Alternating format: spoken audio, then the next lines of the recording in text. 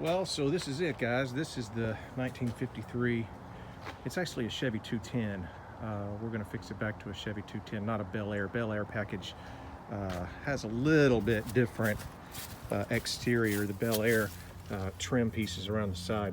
This piece would be continuous on back above that piece there and would connect back just like the other car does. It also has an extra, the Bel Air package has an extra a chrome strip in here that really dresses this up, so it's got some chrome pieces under here and some chrome across the top of the window frame there, so it just made it just a little bit nicer, but basically exactly the same car. So it's a pretty decent car. I mean, it's old, it's roached out, it's got a lot of rust in it.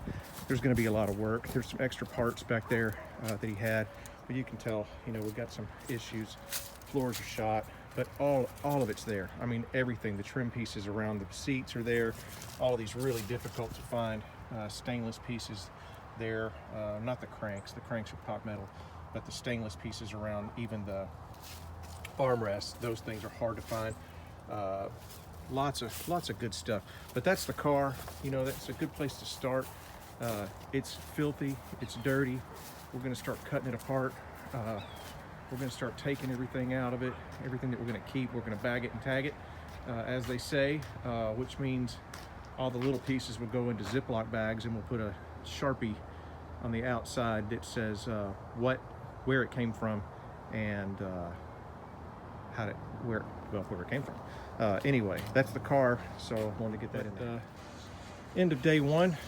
Got about 2 hours in here, and we've got the seats out, we've got the door cards out, we've got the headliner bows out, all the window trim, all the beauty rings for the side glass and door glass, the beauty trim in the back, all the tabs for the headliner, the cleats that go across the windows. We've taken out the sun visors, sidecar cards there.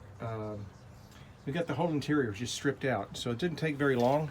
We got a lot to work with here, a lot to do.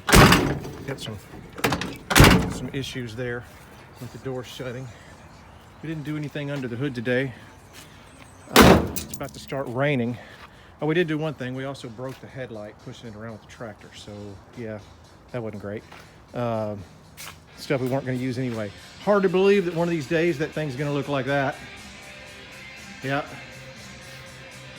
that's the finished product. That's the starting product. Here's the pile of crap we pulled out of the car today. We'll go through all this crap, pull all the stuff off of it that we're not going to use. Beauty rings, we've got some outside stainless there. We'll mark those. Those are probably going to be usable. I'll show you at a later time how we knock the dents out and polish those up. The next thing that I'm going to do is go through this table. I've got different sets of screws. Those are for the headliner. These are for the front glass. Let's see, those are for the back glass. These are all the beauty rings for the windows, the headliner bows.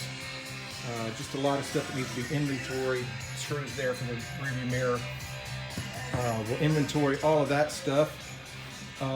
Bag it and tag it, and start our first tote of parts.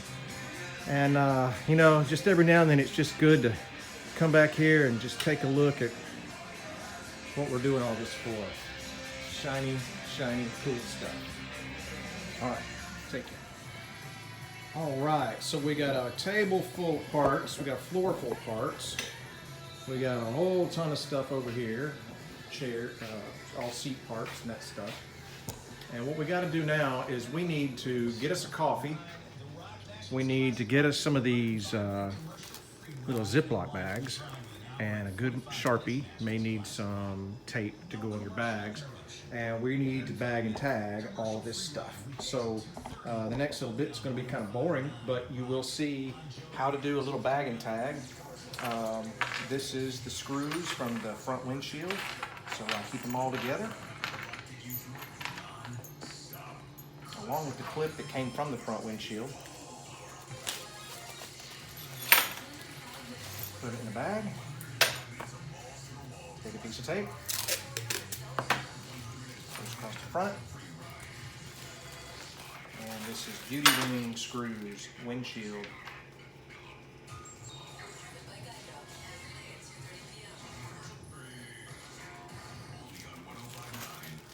That's what I do, just like that. So we'll be doing several bags here today to get all of these together. Here's the... This is for rearview mirror. Those three are important to keep those apart. I don't think that little mirror would fit in the bag. No, it's not. That'd be great to put together. So what I'll probably do is screw those together with that. Neat little trick. With a small part like that, you're going to be able to put them together. And maybe we just do something like that. So we got it from there. So that's good. We'll just keep that. This is screws for sun visors. I don't think you have to always put a piece of tape on it. If you're Sharpie will write on your bag, just do it that way. All these screws are for the headliner. I call it a cleat over the doors. Cleat screw. As long as I know what I'm talking about, it really doesn't matter what they're called. Okay, this is screws and clips for those. I'm going to be missing 3. I'm going to go ahead and put these in there too, because I may or may not use those again. That's for the clothes rack, clothes hanger, bow, headliner, those screws, and clips. Same thing, keep going. These are all the screws for the rear, window, beauty rings, and the 2 connectors. The connectors to beauty rings. Okay, so I got everything off the table that I wanted to. I got everything bagged and tagged. This is a little bit after I've actually finished taking all the seat covers off of those seats and got the seats up and out of the way. You got to make room in your shop, so you're not going to have room for all these parts. So you put all this stuff up as high as you can. I took all the beauty rings, hung them up on the wall. We're not going to need those for several months. And a couple of things, just other parts and things I stuck back in the corner back there, all that chrome. I love to put things in those long tubes of PVC pipe, really protects them pretty well. I've also got an attic space, and up there I bagged the, all right, and up in the attic space I put my first tote of all the seat parts and the things that came off the seat shells and those kind of things, and then I also I kept all of the seat covers because they make a great pattern. They make a great pattern to go by. I'm going to make my own seat covers this time. The only thing that I didn't do in the car last time was I didn't make my own seats. I had a good buddy of mine, Leonard, who was a great upholstery guy, do my seats, and then Leonard actually cut me a good deal on a Conso professional sewing table. So this guy's old, but man, it'll do anything. So I'm going to use those seat covers as a pattern when I get ready, and hopefully sew my own seat covers this time. So that'll be cool. Oh, and the only other thing was I started my totes. So you need to get a bunch of good totes. And the first tote's got seat parts mostly in it. That's kind of the first place to start, stripping it down. Those seat parts are in a tote now. Won't see the light of day for probably a year and a half, but then we'll be ready to go. And that's it. First step complete.